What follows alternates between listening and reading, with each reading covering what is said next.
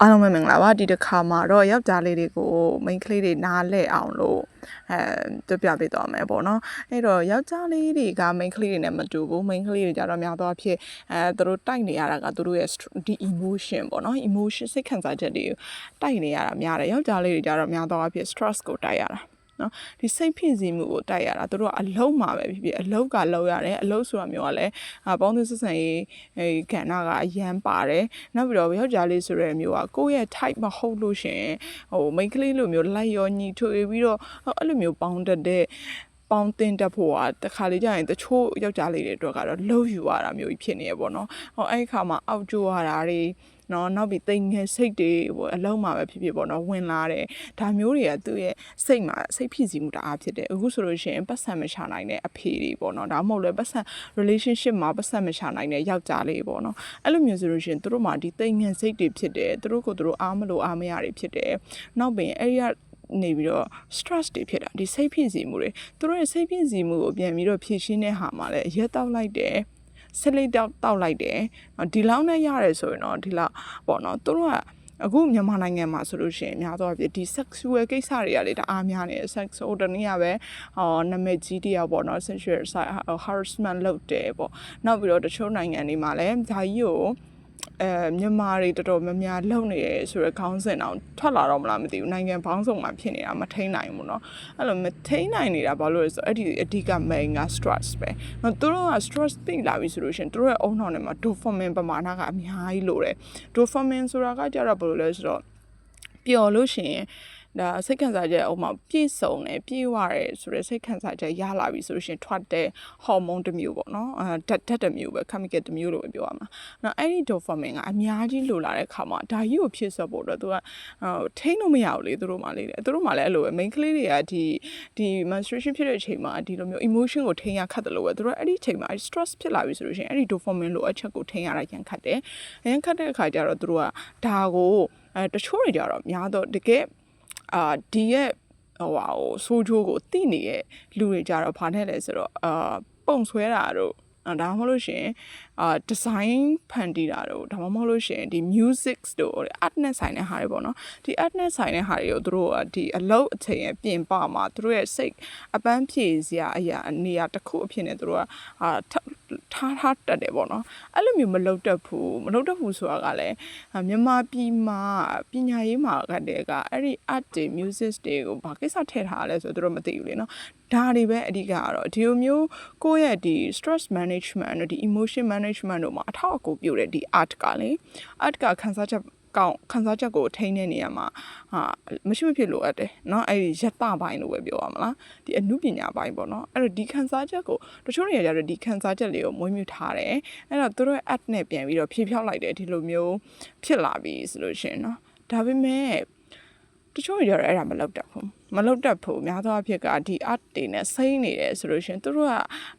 လွယ်ရတဲ့ပတ်စံပေးလိုက်မယ်ဆိုပြီးတော့ဒီမိန်းမတွေနဲ့တွားပြီးတော့ပတ်သက်လိုက်တယ်နော်ပတ်သက်လိုက်တယ်ဒါမျိုးဆိုရင်တော့တော်သေးတယ်နော်မိန်းမနဲ့ပတ်သက်တာမဟုတ်ဘဲနဲ့ဒါကိုယ့်ရဲ့မျက်စိရှိမှရှိနေတဲ့ဘ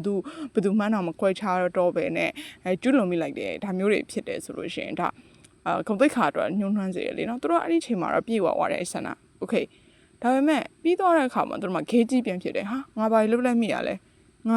ငါဘလို့ကောင်းကြီးလဲငါမကောင်းတဲ့ကောင်းကြီးလားအဲ့ဒီထုံးနှက်ချက်တွေကသူတို့စီကိုပြန်ရောက်လာတယ်နော်အဲ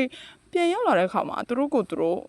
တန်ဖိုးမရှိဘူးလို့ထင်မိတယ်သူတို့ကိုသူတို့ဘယ်လိုပြောမလဲအထင်မကြီးတော့ဘူးပေါ့နော်ကို self esteem ကနှိမ်သွားတယ်အခါကျတော့အဲ့ဒီရဲ့ငါအပြစ်လုပ်လိုက်မိရလားဘယ်သူမှမသိတော့သူတို့သိနေလေနော်အဲ့တော့အဲ့ဒါကြီးကြတော့ပြန်ပြီးတော့အဲ့ကနေတော့ပြန်ရလဲဆို stress ကပြန်ရတယ်အဲ့ကနေ stress တွေပြန်ရပြီးတော့အရှိကရှိနေတဲ့အလုပ် stress တွေအပြင်ကိုဒီခုနကသူလှုပ်လိုက်လို့သူရလာတဲ့ stress ပါထပ်ပေါင်းပြီးတော့ stress ကအရင်ကထပ်ပိုကြီးသွားတယ်ပိုကြီးသွားတဲ့အခါကျတော့ dopamine လိုအပ်ချက်ကလည်းပိုပြီးတော့များလာပြန်အောင်များလာတဲ့အခါကျတော့သူတို့ဘာလုပ်မှာလဲဒါငကိုထက်ရတဲ့ dopamine ထပ်ပိုကြီးတဲ့ dopamine လိုချင်ပြီဆိုလို့ရှိရင်သူတို့ကလိုက်ရှာရတော့မယ်လေနော်လိုက်ပြီးတော့ထပ်ပြီးတော့ဒီထက်ပိုကြီးတဲ့အမှားမျိုးကိုကျွလွန်မိပြန်ရောနော်အဲ့ချိန်မှာလည်းသူတို့ကထိမ့်ဖို့ခက်တယ်လေဒါကြောင့်မို့လို့အသက်ကြီးတဲ့ဂုံတည်ရှိလူကြီးတောင်မှဒီမျိုး sex case တွေနဲ့မကောင်းတဲ့တင်ထွက်ကြတယ်ဆိုတော့ဘာလို့လဲဆိုတော့သူတို့ထိန်းရခတ်တယ်သူတို့မှပညာတွေဘယ်လောက်ရှိနေပါစ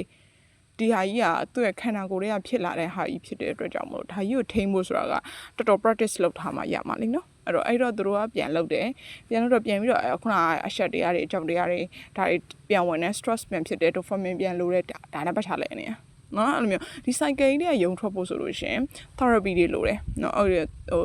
therapy တွေဆိုတာကဒီစိတ်ပိုင်းဆိုင်ရာ therapy တွေပေါ့နော်ဒါကလည်းမြန်မာပြည်မှာကပြောရမယ်ဆိုလို့ရှင်မဖွင့်ဖြိုးဘူးဆိုတော့အဲ့ဒီဓာကြီးကိုဘယ်လိုတပြောရမှာလဲနော်ဘယ်လိုတဖိရှင်ရမှလည်းမသိဘူးကို့မိန်းမနားလဲလားကိုယ့်ရဲ့ရီစာကနားလဲလားဆိုတော့ကိုယ့်ရီစာကိုမိန်းမလည်းနားမလဲဘူးတော်ရုံတန်ရုံမြန်မာပြည်ကမိန်းကလေးတွေကဒီယောက်ျားလေးတွေရဲ့စိတ်ခံစားချက်ကိုနားလဲပေးမှုနဲတယ်ဆိုတာကဒီတဘာဝကြီးကိုလဲသူတို့တိတ်ပြီးတော့မတိကြတာများတယ်ပေါ့နော်ဒါကြောင့်မလို့သူတို့ကလည်းပြောလိုက်လို့ရှင်မြန်မာပြည်မိန်းကလေးတွေကဘယ်လိုပဲခံစားရလဲဆိုတော့ဒီကောင်ဘာကြီးလာပြောနေလဲငါ့ကိုတမိုးမထားတာလားငါ့ကိုအဲ့လိုတွေကြီးပဲတွေးပြစ်မှာပဲလေနော်တွေးပြစ်မှာပဲများတော့ဖြစ်ကဒီလိုပဲတွေးမှာအဲ့တော့အဲ့ဒါကိုတွေးမိမှာဆိုလို့သူတို့ကဒါလည်းမဖွင့်ထုတ်ဘူးဖွင့်ထုတ်เสียနေရကလည်းမရှိနေတဲ့အခါကျရင်အဲ့ဒီ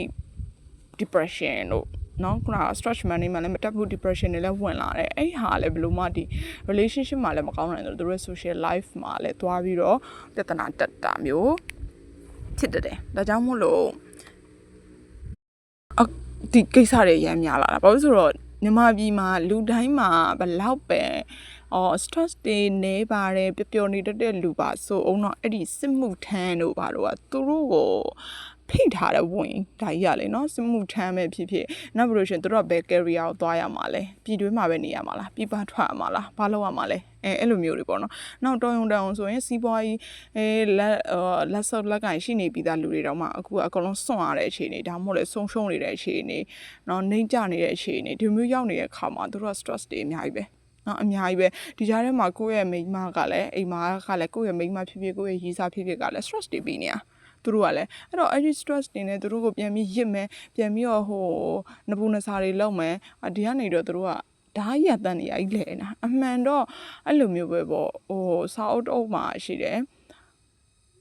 တိုင်းပြည်တပြည်တဲ့စိတ်ချမ်းသာပျော်ရွှင်စေတယ်ဆိုလို့ရှိရင်နဲ့စီချင်းနေဆိုရင်နဲ့စီးပွားရေးကိုကောင်းအောင်လုပ်ပေးလိုက်တဲ့စီးပွားရေးအဆင်ပြေနေရဆိုလို့ရှိရင်နဲ့ကြံတဲ့ဟာတွေကအလိုလိုကြံတဲ့စိတ်ညစ်စရာတွေ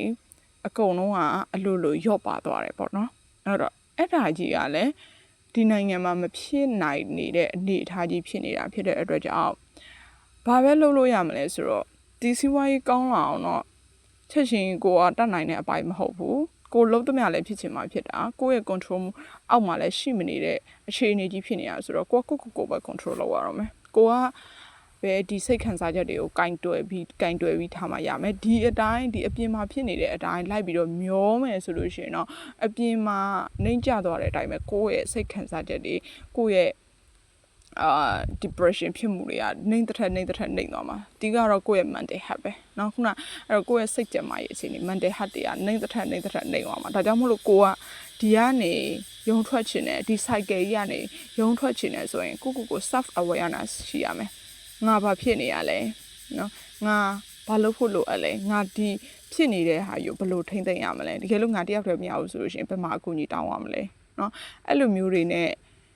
လောက်သွားမှသာလေရင်ဒီစိတ်ဆင်းရဲတဲ့ဆရာ cycle ကြီးတဲ့ကနေပြီးတော့ရုပ်ထွက်နိုင်မှာအဲ့လိုမှမဟုတ်ဘဲနဲ့ကိုကလိုက်မျောနေမယ်ဆိုလို့ရှိရင်တော့ဒါပဲပြန်ရမှာအဆိုးတွေပဲပြန်ရမှာအဆိုးတွေပဲတန်တရားလဲနေမှာเนาะဒါကြောင့်မို့လို့เนาะ relationship တွေအဆင်ပြေစေခြင်းနဲ့ main ကလေးတွေကလည်းယောက်ျားလေးတွေကိုနားလဲစေခြင်းနဲ့ယောက်ျားလေးတွေကလည်း main ကလေးကိုနားလဲဒါက relationship တစ်ခုတည်းအတွက်ပြောတာမဟုတ်ဘဲနဲ့ generation တစ်ခုလုံးအတွက်ပြောတာဒီလို relationship လေးအဆင်ပြေမယ်ဒီလူနှစ်ယောက်ကတယောက်နဲ့တယောက် supporting ပေးနေမယ်ဒီလူနှစ်ယောက်ကတယောက်နဲ့တယောက်ဖြည့်ဆည်းပေးနေမယ်ဆိုလို့ရှိရင်အဲ့ဒီသူတို့ဒီကနေပေါက်ဖွာလာမယ်ဒီမျိုးဆက်လေးတွေကောင်းလာမယ်ကောင်းလာတဲ့အခါကြားလို့ရှိရင်မှသာဒီ generation တစ်ခုလုံးကကောင်းလာမှာအခုကဘာတွေဖြစ်နေလဲဆိုတော့ယောက်ျားလေးတွေမှာလည်းအဲ့ဒီ stress management မနိုင်တဲ့ကိစ္စရဲ့ main ကလေးတွေမှာ emotion management ကိုမနိုင်တဲ့ကိစ္စရဲ့ကပို့ပြီးတော့ဒီနိုင်ငံရဲ့ပြဿနာကိုပို့ပြီးတော့ဆိုးဝါးတဲ့ဘက်ကိုဥတီသွားစေနိုင်တာတဲ့ဆိုတာကိုတတိပြုစေခြင်းနဲ့ဆင်ခြင်စေခြင်းနဲ့နောက်ပြီးတော့နီလန်းလေးတွေပိုကောင်းအောင်ဘယ်လိုလုပ်အောင်လဲဆိုတဲ့နီလန်းလေးတွေကိုရှာကြည့်စေချင်ပါတယ်အားလုံးကိုကျေးဇူးတင်ပါတယ်